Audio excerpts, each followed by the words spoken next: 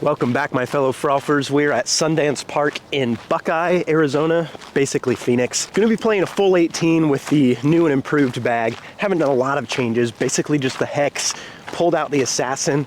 I don't really know what else has changed. I don't think much. But basically just trying to condense the bag into more familiar molds, more consistent molds, instead of trying to throw so many different kinds of discs. And I just kind of need this round as a baseline to see if we're moving in the right direction by doing so. Hole 1's 268 feet. I've really been liking the hex on a bit of an Annie. It's become really consistent flyer for me. So let's see if we can park this one. Start off hot.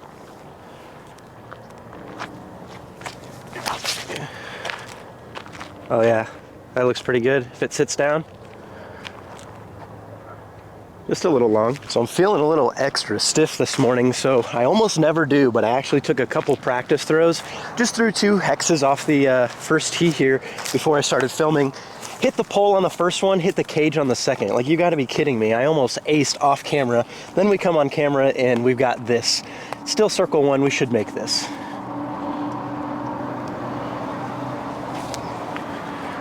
Oh, beautiful. What a great way to start. Hole 12 is 312 feet, pretty low ceiling because you got to go under these trees, as there is a Mando in this right tree here. So you can't take the big hyzer up and around, otherwise that'd be pretty easy. Not sure what I'm going to throw here. So one thing that I've been really trying to work on is to throw more hyzers. I got really addicted to throwing turnover backhand shots, which are beautiful and do have a place, but they're not near as reliable as a forehand hyzer. So I'm going to start trying to throw some more forehands and get that back and just be able to throw more hyzers in general for a more consistent outcomes. With that being said, I'm going to take the Raptor, as it is one of my most consistent forehand discs, try to just keep it low through these trees and maybe get a skip towards the basket, because this is going to be a hard one to reach. Ah, we hung that out right. Got past the Mando and we're going to be in the open over there, but still really short from the basket. So we are about 50 out or so. Got quite a bit of headwind picking up. I'm going to take the arrow, just try to give it a run, but keep it low out of the wind. Not too bad. So hole 3 is a triple Mando, 292, so we got to keep it low again. There is a really tight little tunnel shot here, otherwise you can go out and around with like a skippy hyzer kind of thing, but I don't even know if I could get it far enough left. So I'm going to try to hit this short little small gap with the zone right here and just punch it straight through. Get lucky. Oh, caught a tree. It's a little bold going for that gap, but we almost hit it. Well, we just threw a great shot up there, but I forgot to click record, so we got to do it again.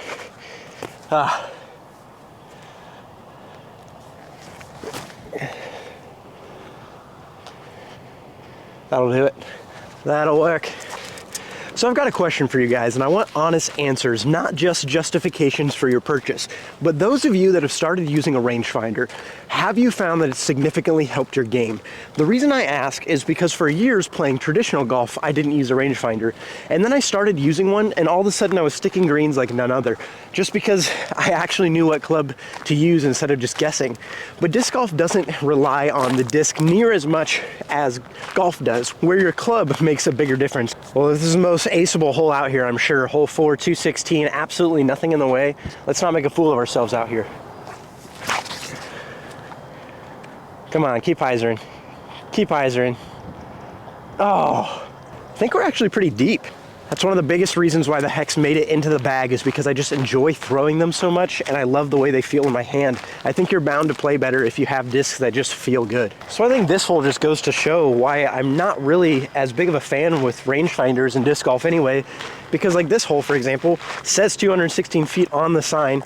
I guess I didn't check UDisc, but regardless, I knew what the distance was to the basket. Oh man, these things have huge needles on them. I need to make sure I don't run into them again like that. But even knowing the perfect distance, I still didn't throw a perfect shot. I mean, we're actually pretty close, but this tree is just very unfortunately positioned.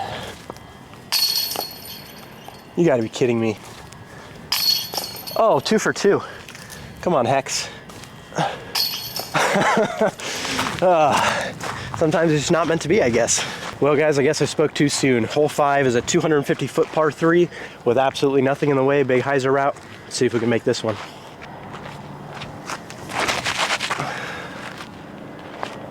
Oh, it's looking really pretty. Get down, get down. Oh, just over the top of it. That shot was a good example of what I've been kind of trying to figure out with the hexes is they're a little bit flippier than I think, especially into a headwind. Thrown flat, they seem to want to drift to the right a bit, and like that one, hyzer flipped pretty well. So knowing that, going into a headwind, I just need to remember they're not quite as stable. So it looks like that headwind did hold us up just a little bit from making that ace run, but we do have a good look at birdie yet. See if we can make it. Oh, never a doubt.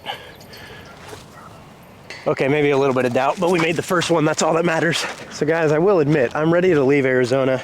Bailey and I have done quite a bit of traveling. I mean, we've been kind of all over already, and we're hitting Tucson on our way out of Arizona, so we really don't want to be in the Phoenix area much longer, but we're staying here until Christmas because we got family here. I'm ready to play disc golf with trees again. Hole 6, 221 feet, all hyzer, aceable. We got a lot of left to right wind. I mean, you guys can probably see it on my shirt, I don't know. That does change things, because if we release this on a hyzer like we normally would, it's gonna really push straight to the left. So I might keep it a little bit lower and just let its natural hyzer of throwing it flat bring it over to the left. Just try to keep it low and out of this wind. Just like that. Go in, baby. Go in, baby. Oh, guys, if you haven't been doing your field work, just trust me, go out and do it. You don't have to do any fancy drills or anything. Literally just go find a field, throw your entire bag, see how all your discs fly, how they're feeling, and you'll get better, I swear. Okay, with this strong headwind, I think I want to go with a forehand. It's going to be more predictable. I'm going to go with the PFN Star Max. Basically just flies like a faster Firebird. A lot of wind here. I don't know if it's gonna get there. It's fading fast. Not ideal. The lack of trees here really makes the wind a lot more of a nuisance. Got a long bid here into a headwind. See if we can at least give it a run. I think this course will be a blast with Glow Golf because there's not a whole lot of obstacles around, so it'd be a lot more of just the challenge of it being dark. You don't need trees to take your disc out. Hole 8's a 500-foot par 4. We're not going to reach it anyway, so I'm going with the Valk. Going to pump it up high and let this tailwind just push it as far as I can possibly get it.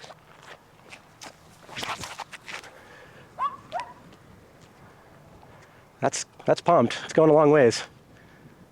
So kind of back to my rangefinder question, how many of you guys use the U-Disc function? Because I just used it for literally the first time. It says I'm 113 feet out. I feel like I'm a little closer than that, but it's not too far off to where it might be right.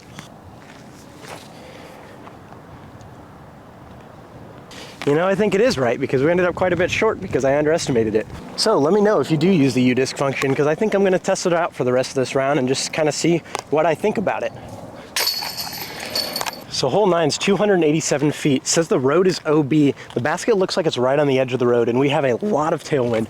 So I'm just gonna pump the old hex out yet again, straight, just to the right of the basket and hope it just fades a little bit to the left but maintains safety.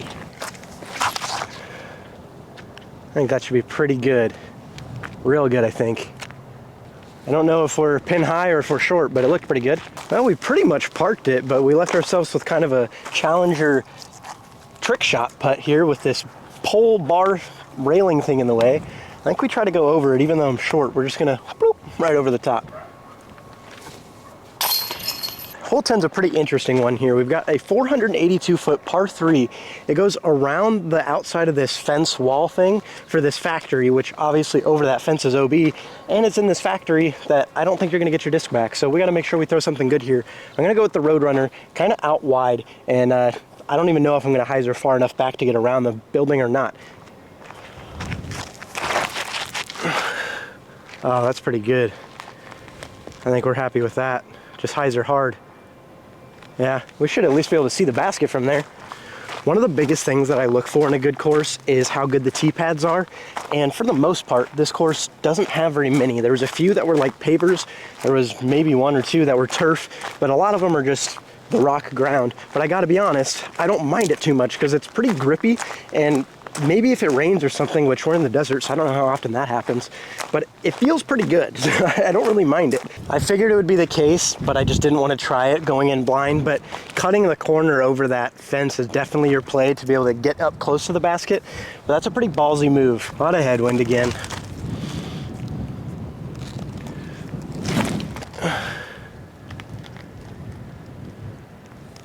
It's my channels and my rules, so we picked up on that last one because this wind is stupid. We're still going the same direction though, and it's 732 feet. So we'll see how this hole plays out. But we're gonna throw the P. McB Destroyer. It's a super beefy guy, but into this headwind, might actually have a chance of going somewhere.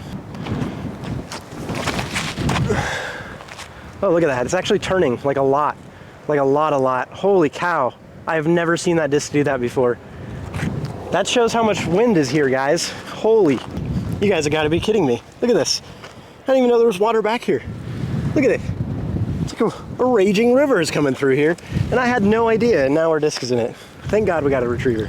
This water is actually moving pretty fast. I hope I don't nudge it and then it just swoops down here forever. Gotta make sure we get a clean grab. Oh yeah, never a doubt. Never a doubt, guys. You gotta get you one of these. Guys, that was pretty scary. I thought we lost the P. McB there for a minute. So this is a 732 foot hole, all in the headwind.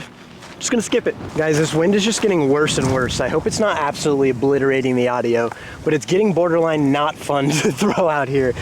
395 feet to that basket. Doesn't look that far, but UDisc and the sign both confirm it. So another cause for a rangefinder, I guess. I don't know. But we now know there's water on the other side of that road, so I'm taking no chances of anything flipping over going that way. We're throwing the PFN Star Max. Just gonna hope that it doesn't turn over. If it turns this disc over, I'm leaving. I swear to God, I'm leaving.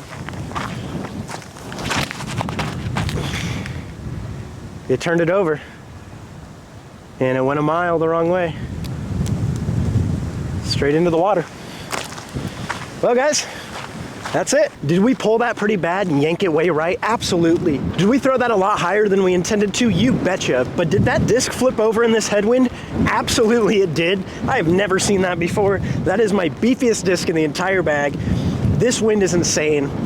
I'm over it. I've had that old PFN Star Max for a long time, but it's never really gotten thrown a whole lot because it is just that utility beefcake slot in my bag. Like I said, I've really liked it. It's kind of a faster Firebird, but I guess we need to find something new to replace that slot because it's blue, it's dark blue, and I think it landed smack in the middle of this thing. We were lucky to get the P. McB back, but it was also fluorescent orange, whereas this one blends right in, and it looks like it gets relatively deep in this little creek thing down here. So if anybody ever finds this at Sundance here in Buckeye, Arizona, it doesn't have my name or number on it. It has one of my buddies, so I guess give him a call, give him a text, see if maybe we can get it back somehow.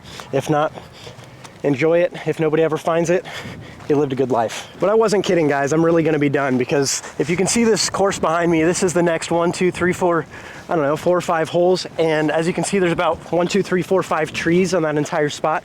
It's all just wide open.